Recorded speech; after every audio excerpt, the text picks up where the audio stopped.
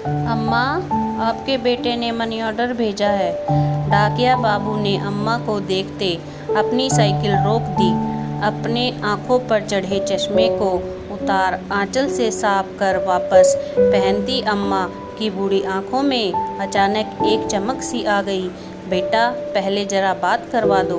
अम्मा ने उम्मीद भरी निगाहों से उसकी ओर देखा, लेकिन उसने अम्मा को टालना चाहा।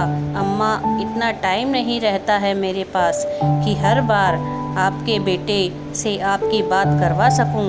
डाकिये ने अम्मा को अपनी जल्दबाजी बताना चाहा, लेकिन अम्मा उससे चिरौरी करने लगी। बेटा, बस थोड़ी देर की ही तो बात है। अम्मा, आप मुझसे हर बार बात करवाने की जिद न किया करो। यह कहते हुए वह डाकिया रुपए अम्मा के हाथ में रखने से पहले अपने मोबाइल पर कोई नंबर डायल करने लगा।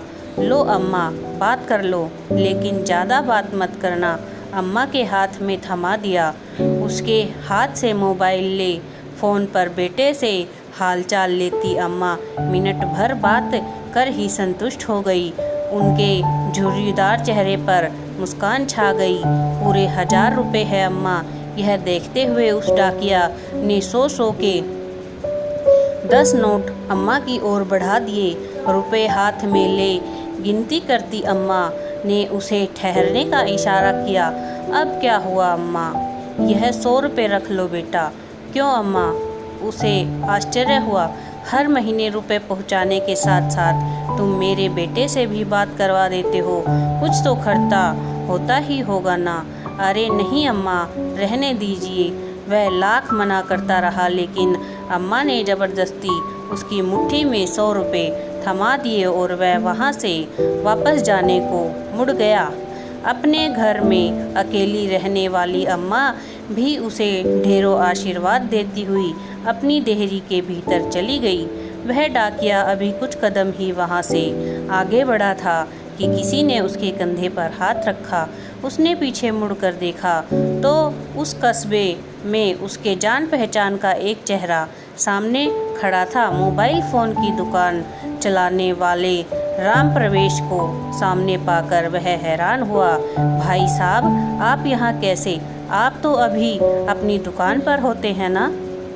मैं यहाँ किसी से मिलने आया था, लेकिन मुझे आपसे कुछ पूछना है। राम प्रवेश की निगाहें उस डाकिया के चेहरे पर टिक गई। जी पूछिए भाई साहब। भाई, आप हर महीने ऐसा क्यों करते हैं? मैंने क्या किया भाई साहब? राम प्रवेश के सवालिया निगाहों का सामना करता वह डाकिया तनिक घबरा गया। हर महीने आप इस अम्मा को अपनी जेब से रुपए भी देते हैं और मुझे फ़ोन पर इनका बेटा बनकर बात करने के लिए भी रुपए देते हैं। ऐसा क्यों? राम प्रवेश का सवाल सुनकर डाकिया थोड़ी देर के लिए सकपका गया, मानो अचानक उसका कोई बहुत बड़ा झूठ पकड़ा गया हो। लेकिन अगले ही पल उसने सफाई दी। मैं रुपए इन्हें नहीं, अपनी अम्मा को देता हूँ। मैं समझा नहीं। उस डाकिये की बात सुनकर राम प्रवेश हैरान हुए, लेकिन डाकिया आगे बताने लगा। इनका बेटा कहीं बाहर कमाने गया था और मैं हर महीने अपनी अम्मा के लिए 1000 रुपये का मनी ऑर्डर भेजता था। लेकिन एक दिन मनी ऑर्डर की जगह इनके बेटे के एक दोस्त की चिट्ठी आई अम्मा के नाम।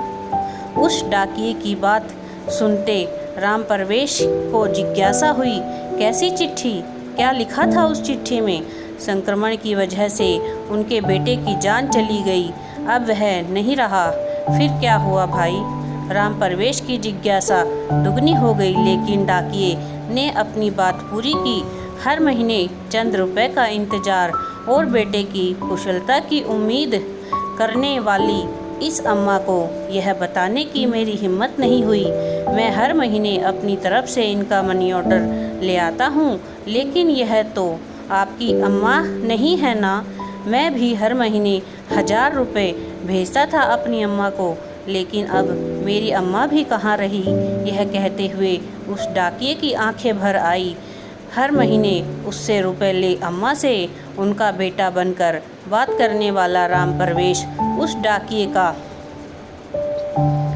एक अजनबी अम्मा के प्रति आत्मिक स्नेह देखकर निशब्द रह गया।